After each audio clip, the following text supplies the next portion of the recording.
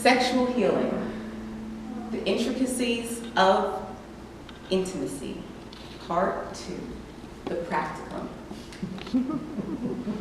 We're going to begin by opening the way. I welcome you, my sisters and sisters, to this wonderful journey. I ask that you take a moment to get comfortable and take a deep cleansing breath in and breathe it out. Take another deep cleansing breath in and breathe it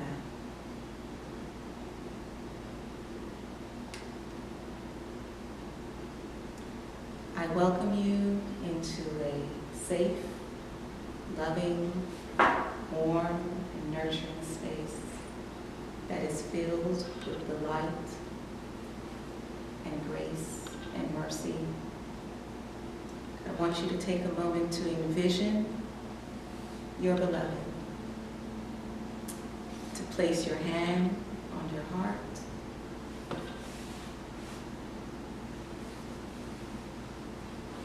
as you listen to these words and you share these words with him. I share my life with you.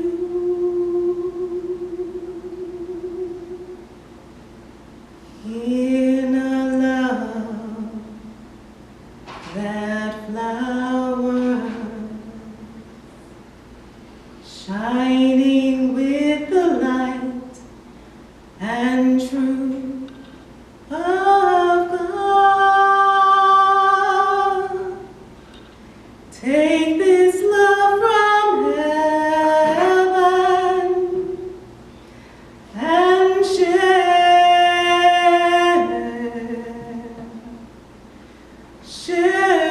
it with the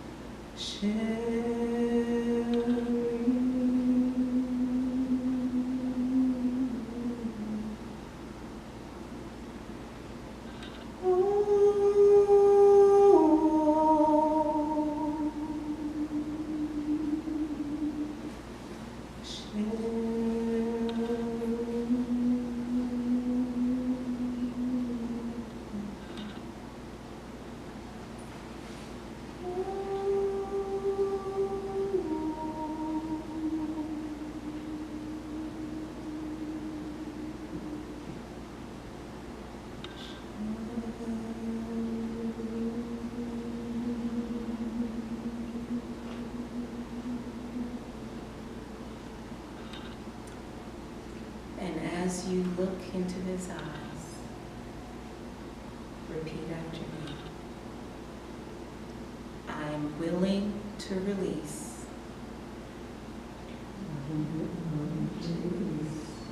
all that stands between me and thee.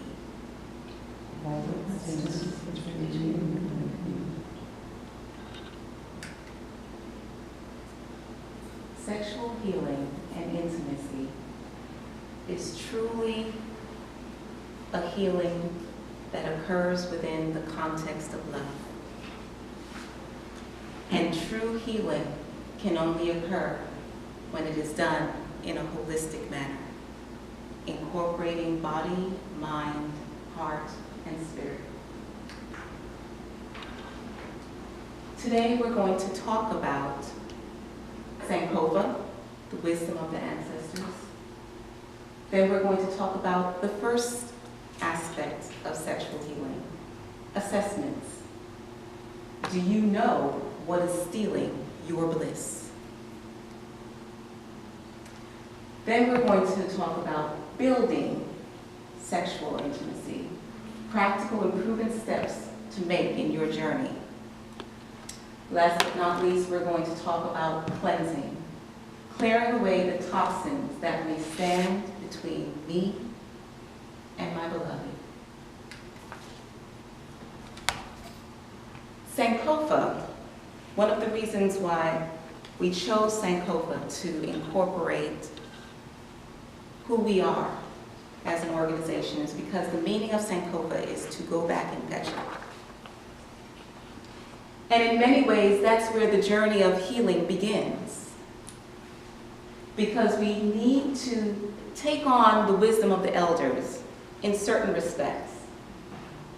Now, if we were in a traditional community several years ago, perhaps a couple hundred years ago, or in another part of the world where traditions still reign, we would bow to the wisdom of our elders, and many of us would be in arranged marriages. Now you may say to yourself, arranged marriage, what the heck? But let's think about what were some of the things that the elders would consider when putting two people together.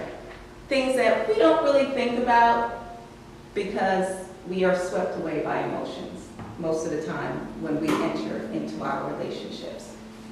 And then the other thing that the elders did was they created a community of support to guide people through the process. They didn't just say, hey, you're married, okay, bye. They didn't assume that you had a book or a script. They understood that the journey required guidance. And last but not least, that guidance came from the council. And the council would sit there and help you to identify what were the things that needed to be cleared away and how to build a relationship that could ride the storms. With that in mind, we talk about the first aspect of sexual healing, assessments. Now this is very, very critical because many people want to gloss over assessment and they try this, they try that, they do this, they do that, with no real results. That was what happened to me. Many years ago, when I was in my early 20s, I got married very young, my first marriage, straight out of college. In fact, it was the same year that we graduated from college together. And I entered into the marriage. After some time, I started to realize that I was having a lot of difficulty within the act of sexual intercourse with my husband. I would get to a certain point, and then everything would just go numb. I wouldn't feel anything.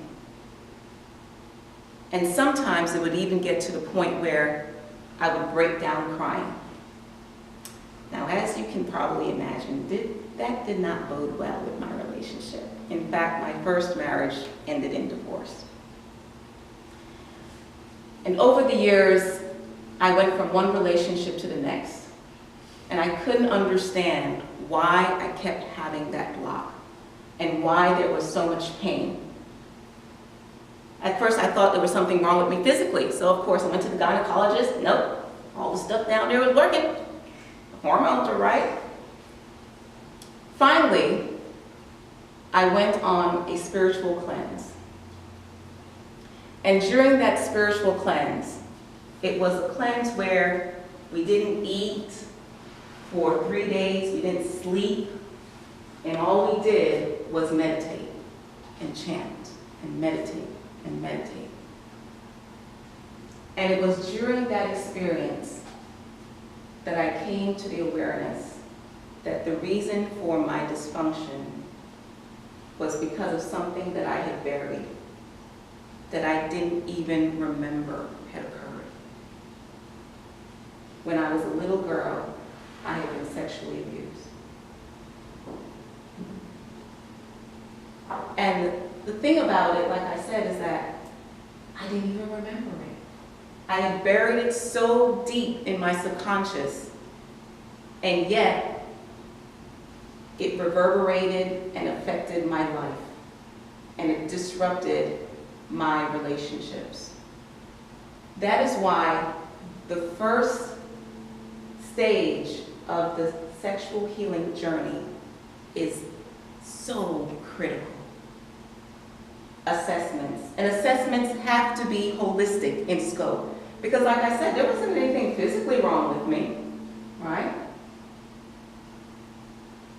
It was a spiritual pain, an emotional pain that created that obstruction. So when we do our work with clients and couples, the first thing that we do is take them through the assessments. And the assessments, as I said, are multifold. They are physical, mental, emotional, and spiritual. Because we have to understand our past, our genetics. And I know a lot of you think that genetics have only to do with, the SNPs and the biology. What I'm here to share with you is that we have emotional genetics.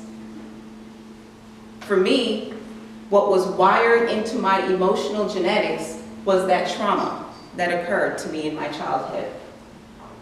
And the trauma does not have to be as far back as your childhood. It doesn't have to be from, quote unquote, previous lives or anything of that nature.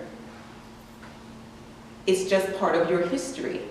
And anything prior to today is your history that weaves itself into your being, into the strands of your being.